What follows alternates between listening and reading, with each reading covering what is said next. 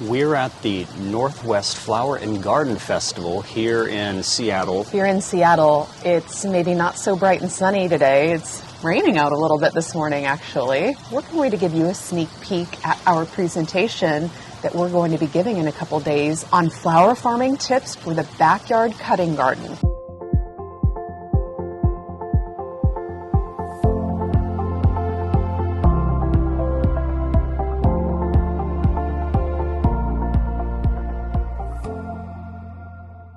We're here promoting our new book, Small Farm, Big Dreams, and we're doing a presentation here, so we thought it would be a great opportunity to pare it down and do a YouTube video about the same thing. So that's kind of what led into this subject. And if you want to order Small Farm, Big Dreams, you can do that online, and we'll put the link below. The fine folks at Crazy Hill Garden and Botanicals were kind enough to let us use their little beautiful booth here, the Seeker Sanctuary.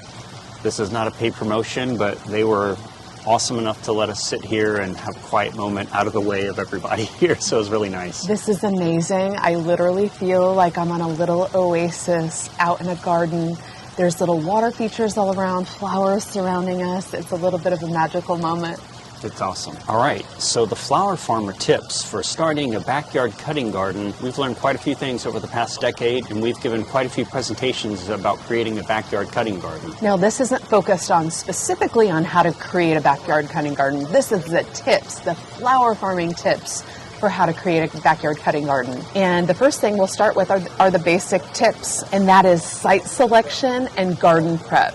So with site selection, what are some of the things you think? Site selection, we're looking for, is our area sunny or shady? And what kind of soil structure are we looking like at that site? The other thing to consider is design basics. We highly recommend, and this is a flower farming tip, plant your cutting garden in rows. Or we highly recommend also raised beds, which is another popular planting style for the backyard cutting garden. Our tips for garden prep, well, we have a lot of tips because we have converted horse pasture into many, many different flower beds throughout the entire farm. So we kind of have the same process, and it begins with solarization, with laying a piece of clear or black plastic down, solarization or occultation, depending on what you're doing, to kill off the grass before we prep it for a garden space. After we get our garden space solarized, that's when we do our tilling, fertilization, and compost. And we always recommend adding amendments to your soil to improve the soil quality. The other consideration for a backyard cutting garden is minimizing maintenance. You don't want to be out there weeding your garden all day, every day. It's exhausting. You want to appreciate the beautiful fruits of your labor. The other thing to consider is weed suppression. And our number one tip for a backyard cutting garden is landscape fabric. Burn holes into landscape fabric to minimize your weed pressure. But that's not the only recommendation we have for weed suppression. Grass clippings, straw mulch, wood chips, those all work too. Just make sure, for the most part, your soil is covered with something that's going to help suppress those weeds. And a lot of you highly recommend cardboard.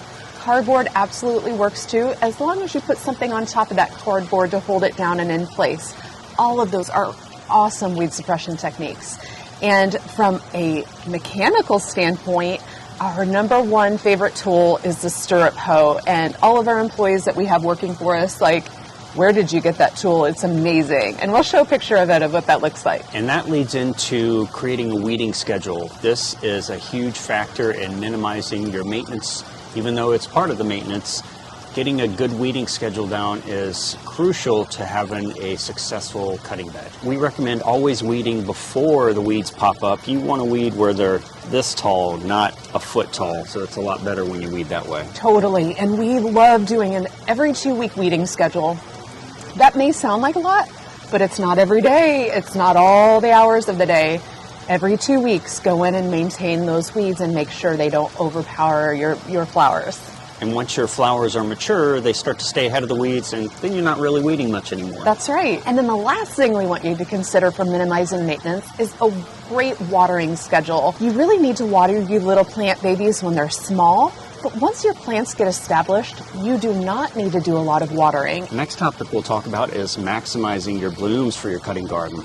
That's what everyone's going for, is how to produce all of the blooms out of this cut flower garden. And our first tip is spacing and row length. So for the sake of this, we're going to do a 10-foot row. And as farmers, we always recommend 4-foot wide rows. And that really creates a nice, rather than having a single row, you get a nice densely packed row. The plants perform well together and hold each other up. And it gives you like 2 feet, an easy 2 feet on each side to reach in and cut your flowers. Our typical spacing is 9-inch spacing. And for a 4-foot by 10-foot section, that's about 70 plants in that area. That may seem like a lot, but to be able to produce blooms all season long, that's what it takes to make your stems nice and tall and cuttable to make really beautiful bouquets. Under maximizing blooms, our next consideration is whether you start your seeds in direct seeding in the garden itself or if you start in trays. From a flower farming perspective, we always recommend you start your seedlings in trays and then transplant them out into the garden. This is a way to really have a lot of control and to make sure you're maximizing the space for your cut flower garden. The only thing that we direct sow here on the farm are sunflowers, and that's about it. We'll do some direct sowing of wildflower installations, but those are really for kind of casting out and growing a beautiful garden for no reason, or beautiful field of wildflowers for no reason. The other consideration is growing plants that do multiflowering. We like plants that flower again and again and again, rather than just coming up, blooming once, and then done. So for that reason, we really love zinnias, we really love branching sunflowers. There's a whole list of flowers that are really excellent as cut flowers for your cut flower garden. The next tip is for sunflower specifically. And this is to get the most bang for your buck for sunflowers.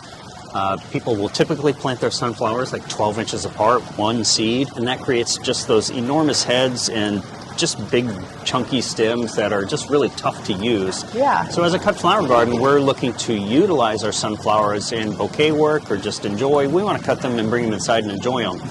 So for that, our tip is to plant very, very closely. We will plant 2 to 3 seeds every 3 or 4 inches, and I'll leave a link for how I plant sunflowers here on the farm. We plant our sunflowers very closely because it gives us smaller heads and smaller stems and a usable sunflower for bouquet work. And our last tip for maximizing blooms, and this is probably the biggest tip out of this entire thing, is succession planting. There's a link to the video that you can click on to see more about succession planting, but this is basically planting blooms, not just as soon as the frost is over and you're planting.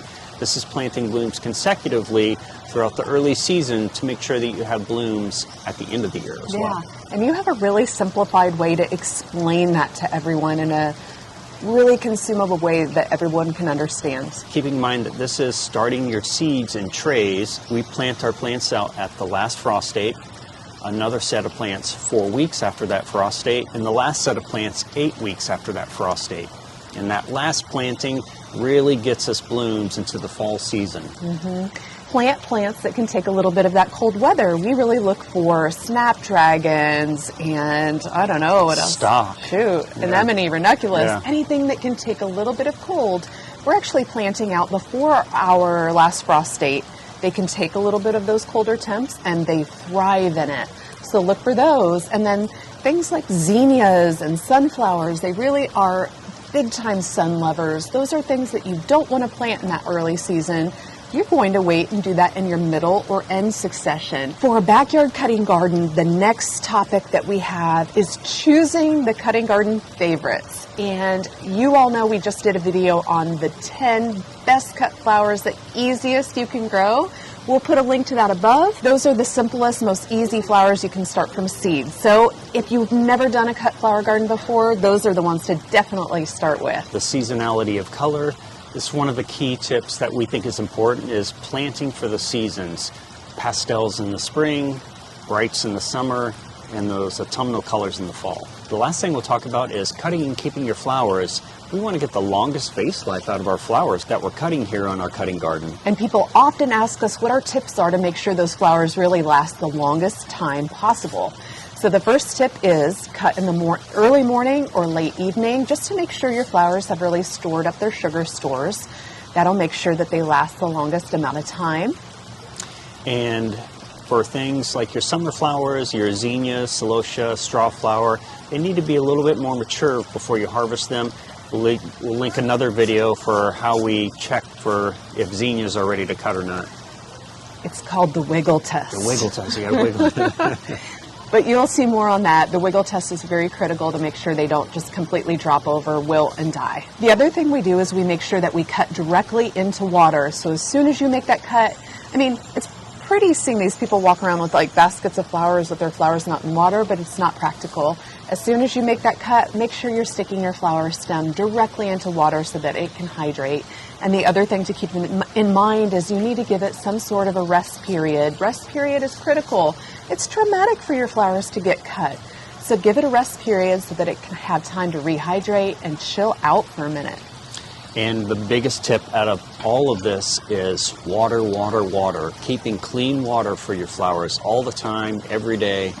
Keep it clean. Like we mentioned in the beginning, we're here promoting our new book, so we would love if you also pre-ordered our new book, Small Farm Big Dreams, coming out in April, I think it is. It's available on our website, but we'll also link it below if you want to check it out. If you want to buy our book, we would be so honored and thankful for your support. We hope this video wasn't too awkward for you, because it's a little just people running around us and stuff like that. This is amazing. I'm just grateful for the opportunity to actually do it at the flower show so you can see some of the things that we're seeing here. We're very grateful for Crazy Hill Garden and Botanical for letting us commandeer their booth, for doing this little interview. This is really nice. It's a beautiful setting to sit and do this on. If y'all enjoyed this video, be sure to smash that subscribe button and give us a like while you're at it, and we'll see you next time. As always, thanks for joining and happy growing.